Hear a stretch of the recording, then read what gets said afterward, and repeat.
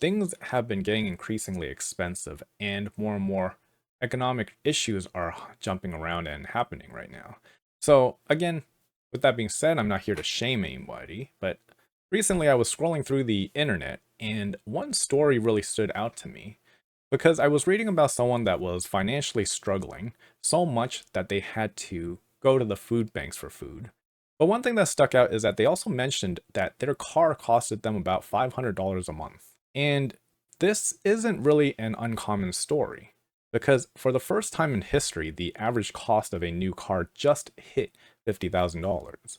But all of that got me thinking, because this is the stuff that they don't teach you in school, but this is realistically our American culture, which is our culture that pushes us into these cycles of consumption, especially with cars, because cars today, they're not just a form of transportation, they are sources of pride.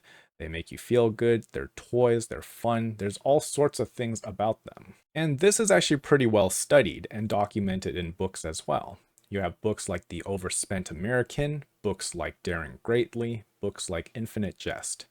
A quick summary of each of them, but Daring Greatly digs into why we are so terrified about being seen as vulnerable and inadequate. For example, not being able to afford a fancy car that everyone else has, or like not having enough, or not being seen as enough. Infinite Jest, which is basically a massive meditation on addiction and the endless chase for more, and more, and all of these other thinkers that talk about how America's obsession with rugged individualism, the whole sink or swim myth, makes us hide our struggles instead of identifying them and fixing them.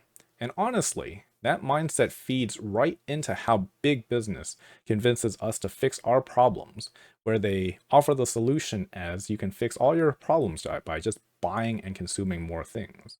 Now, for example, in The Overspent American, the author breaks down how we're stuck and trapped in a competition of keeping up with the Joneses, where whatever we have, it's never enough, and it's crushing our wallets and it's crushing our lives. And one of those aspects, which again, a very expensive one, is how we view our cars. So that is the topic for today's video. Now, the real cost of car ownership. It's a lot more than just payments. When we talk about how expensive transportation is, we often focus on just the sticker price or the MSRP or even just the monthly payments. But owning a car is way more than just the financing or the leasing. There's insurance, maintenance, registration, gas, or if you have an electric vehicle, the charging costs, and there's also depreciation. And all these things, they're not new, they're all things that I'm sure you've heard about in the hundreds of videos on this topic. And even worse, it's going to be if you're buying every few years, because again, depreciation alone is brutal. So, what's the alternative? The concept of this is actually very simple, but whether you want to do it or not, this is the behavioral finance. This is actually the hard part because it feels not quite so good, and in other words, it also feels bad in a culture that worships new. But the idea is if you need a vehicle for whatever reason, consider buying older used cars and then learn how to fix them yourself, which can stretch out their lives. So, why does buying used and fixing your own car make sense? Older cars, especially if you pick the right ones, they can be really rock solid. The trick is to choose models known for reliability and longevity. Think Toyota Corollas, Honda Civics, or Ford F-150s if you need a truck. These cars have decades of data proving that they can run for hundreds of thousands of miles if you take care of them. And to go even a bit further, consider a vehicle that is known to run best off regular gas because the difference in cost from premium is definitely going to add up. Now, let's also talk about repairs because nowadays you can learn a ton of stuff on YouTube, and I'm sure you've heard that as well. But here's a quick tip. If you buy a car that's about old enough, I think it's somewhere between 10 to 15 years or so, you actually start seeing them at your local junkyards also, where you can go there and get parts for pretty cheap rather than having to buy either new or expensive aftermarket parts. And you can also use that as a way to get practice for how to actually take out the parts and fit in new parts.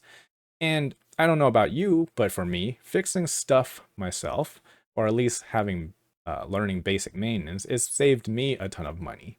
but I'm also sure it can save you a ton of money. So things like changing your own oil, replacing brake pads, swapping out a battery, these are all simple things if you want to save a little bit of extra cash. Plus, being able to fix your own car builds independence that feels more genuine because you're not chained to the mercy of dealerships or chained to expensive car repair bills. But also, I want you to consider that you shouldn't just blindly buy just any car, because think about what really works for you. Let's say electric vehicles, are they worth it for you? Now, electric vehicles, they get a lot of hype, and it's for good reason. If you drive a lot and you have reliable charging at home and you want to cut your carbon footprint, they can actually be a great choice. But if you only put a few miles on your car each day, or you don't have a garage or charging setup, you don't have the infrastructure, the math might not really add up just yet. Because remember that EV batteries, they last somewhere between 10 to 15 years, even if you don't use them. So those batteries will degrade and you eventually will have to have them replaced. That's going to be maybe a few $1,000s every single time you do it. And again, the upfront costs for EVs are still high. They generally charge more for an EV car than a gas car. So even while the maintenance is often cheaper, for example, let's say a full EV, there's no oil changes or there's fewer moving parts, you again need to consider battery replacement costs down the road. Plus, if you're financing a new EV, those monthly payments can rival or exceed gas-powered new cars. So here's the takeaway from this. Make sure to do your own math based off your own driving habits and your own financial situation. Don't just buy an EV because it's trendy or because you feel like you should. Buy it because it makes sense and it fits your life. And if you need it for work, trucks and work vehicles, just make sure that it's an investment rather than a toy or a trophy. Because again, if you use a truck or a van for work, you might need something more specialized than, let's say, a sedan or a bicycle. But even then, a lightly used vehicle with a strong reputation, it could save you thousands over buying a brand new model. And if you really think about it, if your vehicle is a business tool, you can also factor costs into your taxes or write off expenses. That's a different financial ballgame from owning a flashy personal car, because I've known some people who drive trucks and they buy a fancy candy red new truck, the biggest one on the market that they can find, and it's just as a daily commuter to their office job. That's going to add up in a lot of gas costs for you. So I'm pretty sure you probably know about all this stuff that I've just talked about. Now that's the easy part, but the next part is actually the hard part. How you actually change your mindset so you can get out of the upgrade cycle. The pressure that we have to always keep up, it either comes from friends, families, social media, or just your innate fear of not measuring up, which again is from a culture that taught you from birth to adulthood. It pushes too many of us into buying cars and other stuff that we can't really afford. The culture of individualism means asking for help or admitting that you can't keep up feels like weakness and inadequacy and makes you feel like you're failing in life. Because remember, the American dream always says if you work hard, you'll be rewarded. And if you're not successful, it's because you haven't worked hard enough and you're lazy. So now, if you're one of those people that say, well, I'd rather just work harder and make more money, then this video is really not for you and you should just click off. But by embracing older cars, learning repair skills, and buying based on needs and not status, you're rejecting consuming, chasing the next best thing, and feeling like you're not enough when you can't afford to. So, here are some practical tips for keeping transportation affordable. First of all, you should start by calculating your total transportation costs. Include payments, insurance, fuel maintenance, and depreciation. Second, you can look for reliable used cars, check consumer reports and forums to find models that are known for durability. 3, you can learn basic maintenance. There are tons of free resources online.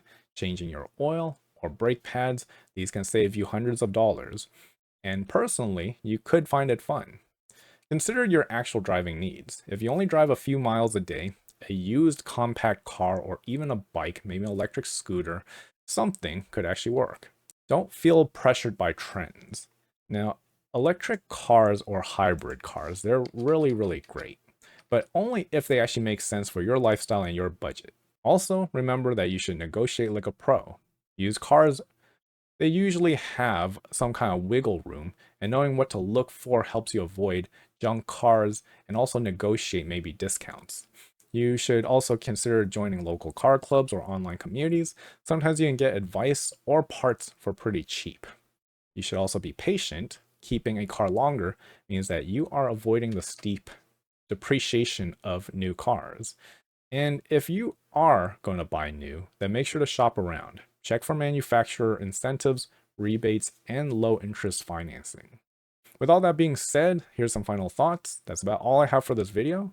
Again, see what makes sense for you and see what you can stick with. See what fits in your budget. And keep your mind open for new things that you are willing to do or willing to try. Thank you for watching. If you liked it, please subscribe, like, and leave me a comment.